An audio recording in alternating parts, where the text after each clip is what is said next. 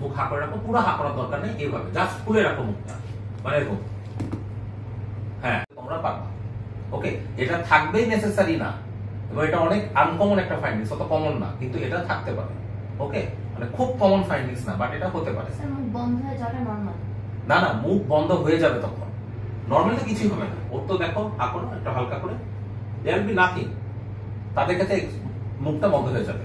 আচ্ছা, এবার একটা টিউনিং ফর্ক লাগবে আমার, তাহলে আমার কি বাকি থাকলো? 8, 9, 10, 11 টিউনিং ফর্ক আছে, অসুবিধা নেই। আমি বলতে পারি আমি কে কানে কম শুনি, তাহলে আমার একটা ইমপ্রেশন হলো।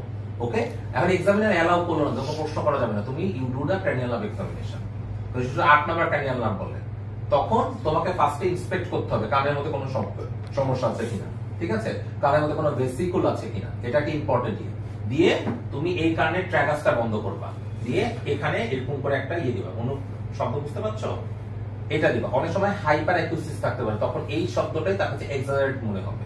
ওকে, আমি বললাম আমার কানে কিছু অনুভূতি দিব বা কিছু শব্দের ইয়ে দিব, এই আঙ্গুল দিয়ে কতটুকু বুঝতে পারছেন আমাকে জানাবেন। সে যদি এক্সাজারেট বুঝতে পারে, খুব বেশি বুঝলে আমাকে জানাবেন, ঠিক আছে। এইটা একটা কাজ করবা, এটা একটা প্রসিডিওর।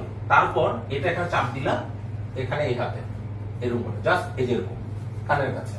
আবার আরেকটা কাজ হচ্ছে, তুমি কানের কাছে কোনো ওয়ার্ডও বলতে পারো, এই কানের ট্র্যাগাসটা ক্লোজ করে এটাকে বন্ধ করে, যাতে কোনো ইম্পেডিমেন্ট না হয়, যে আমি কানের মধ্যে তাকে বলতে পারি, আপনি বলেন তো আমি কানের মধ্যে কিছু কথা বলবো, কি বলছি বলতে। এখন ধরো পেশেন্ট কানে শুনতে পেলো বা পেলো না, তোমাকে অবশ্যই রিনিজ আর ওয়েবার করতে হবে। আমি ওয়েবারের মানে ওয়েবারটা এখানে তোমাদের বুঝিয়ে দিতে পারবো, রিনিজের জন্য আই নিড টিউনিং ফর্ক, কারণ ওয়েবার তাও একটু বোঝানো যায়। আমি কি করব, একটা টিউনিং ফর্ক নিয়ে হাতে এখানে বাড়ি মারবো, বাড়ি মেরে আমি কপালের কাছে এখানে রাখবো। এখন একটা নরমাল মানুষ যার দুই কানেই হিয়ারিং ইজ পারফেক্ট, সে কোথায় শুনতে পাবে? কপালে শুনতে পাবে।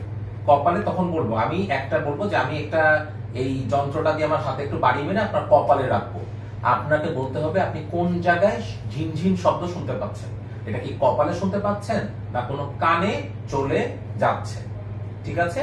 এখন আমি ধরো এটা বাড়ি মারলাম, দিয়ে কপালের মধ্যে রাখলাম। এখন ও যদি বলে যে আমি কপালে, সাধারণ মানুষ কপালে শুনতে পাবে, বলে আমি কপালে শুনতে পাচ্ছি, তার মানে এটা নরমাল। ওকে, অথবা দুই কানের সমস্যা থাকতে পারে, সেটা আলাদা ইস্যু, তাহলে এটা নরমাল আমি চিন্তা করব। এখন যদি ও বলে আমি কপালে রাখার পরে বলে যে এই কানের মধ্যে চলে যাচ্ছে, তাহলে এটা কানে বলি ওয়েবার ল্যাটারালাইজ টু, এটা কোন কান? কোন কান? রাইট ইয়ার। তাহলে ওয়েবার যদি কোনো কানে ল্যাটারালাইজড হয়ে যায়, এটা দুটা পসিবিলিটি, ওই কানে কন্ডাকশনে কোনো প্রবলেম আছে, অথবা অপোজিট কানে সেন্সরি নিউরাল টাইপের প্রবলেম আছে।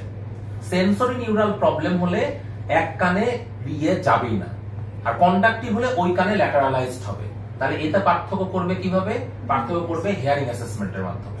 একটা হিয়ারিং অ্যাসেসমেন্ট আর রিনিজের মাধ্যমে পার্থক্যটা করতে পারবা।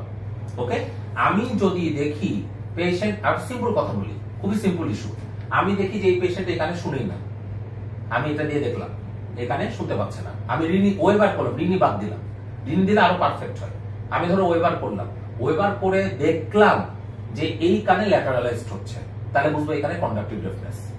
আমি দেখি যে পেশেন্ট ওই কানে শুনে না, ওকে, আমি পেশেন্টের ওয়েবার করলাম ল্যাটারালাইজড টু দিস দেয়ার, তাহলে ওই কানের সেন্সরি নিউরাল টাইপ অফ ডেফনেস।